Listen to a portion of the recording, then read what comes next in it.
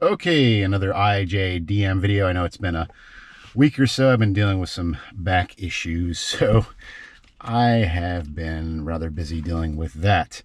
We are back to the Carplay display / Android Go display. This is actually my second display.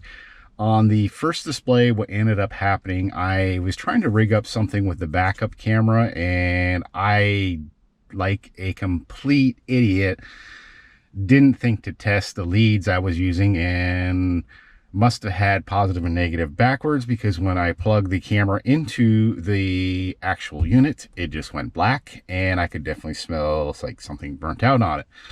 So $300 later, once again, here's another unit. It's pretty much the same thing. The other one was labeled as a road top. This one's labeled as Coral Vision. So it's basically the same exact unit. I think there's a company that makes these and it's distributed by those companies, and then they just put whatever logo they want in. And that's pretty much it.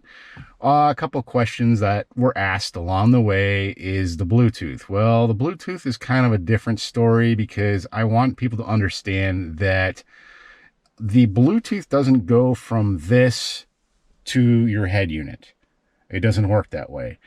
The way I'm using the Bluetooth is using my phone, which is connected to the head unit through its Bluetooth options, which I think I can illustrate here, which is under, of course, well, phone, and then Bluetooth connection. And that's how the phone is. And then the phone, I have it set so I think there's a setting you can have it go, tell it where to go, rather than it going to the CarPlay. Now, that being said, music will play through this, phone calls will go through this, everything works fine and dandy.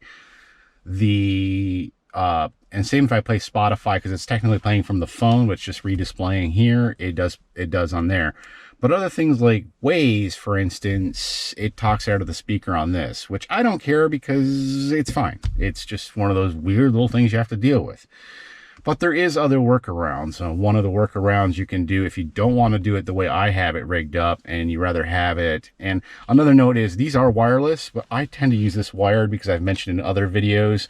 I find the wireless connection, sometimes it's just, I don't think it's the unit. I think it's either something with my phone or the iOS it's on. I'm not really sure. Interference in the car, I couldn't tell you exactly what's going on with that.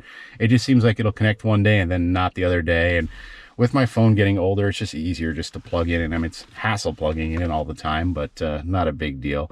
So we'll go back to the main menu here and show you a couple ways you can connect your audio from this into this, depending on what kind of car you have. Now, if you have Bluetooth, you're dandy on using your phone, that's fine.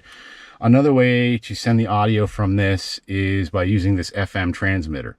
So you would set it to a frequency 87.50, and then on the radio down here you would put it on 87.50, and bam, there you go. It'd come in through the radio.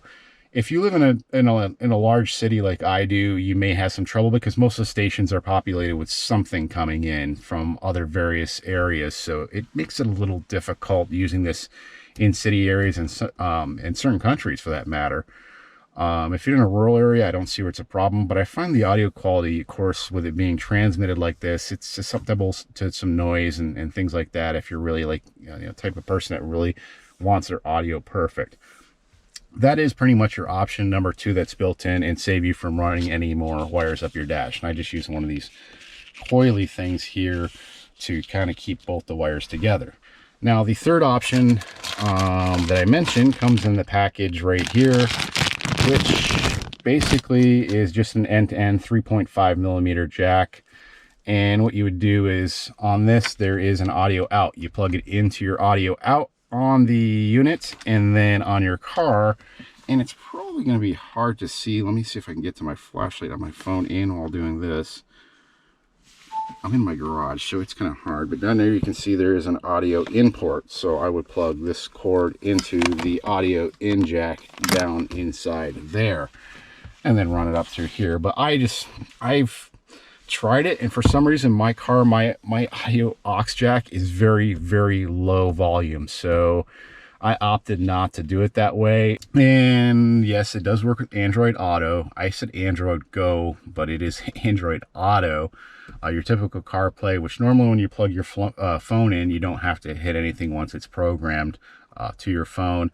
Your Bluetooth connection there is, again, how you would connect your Bluetooth with the phone when you're setting it up. There may be another option to Bluetooth it to this, but I have not found it. I don't think it exists. I don't know, either that or you can't use both. In other words, the Bluetooth from the phone to the unit and the unit to the thing, maybe you can only use one or the other. I haven't really gotten clarification on that. There's your FM transmitter, and you can put a chip inside this, so a little small micro SD card, and have music and video and stuff like that stored on it. Again, disclaimer, because I have to say it, is obviously you don't want to be watching video while you're driving. Anyhow, that is going to be the wrap up on this. How do I like this unit? I think it is pretty dang good. It does what I need it to do. I didn't have to replace my head unit, which I don't have that option because I have my climate control, and there's other functions of the car that are just in this unit that I can't lose it. And I don't want to cover the screen up because sometimes I do need to see certain things going on, not necessarily the climate control, but the other things going on within the car. So overall, I get in and this pops up, and I mean, yeah, I got two screens, so that's kind of cool too. And where I have it mounted on my car, I'll back up a little bit. It kind of gives you a better thing. It's kind of like on the modern cars, you always see this little screen popping up, so it's kind of reminiscent of that. So it kind of, you know, modernizes the car in a way, except for the honking bracket on the back, as I mentioned. But there's other ways you can mount it and do it to your taste. Well, that is it for the CarPlay unit. I have, in the other two videos along with this one, posted links that are affiliate related.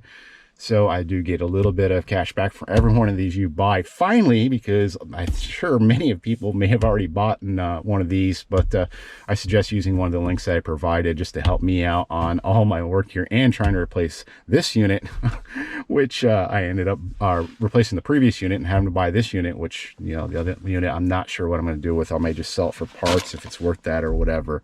We'll see you next time on IJDM. If you like this channel, be sure to subscribe.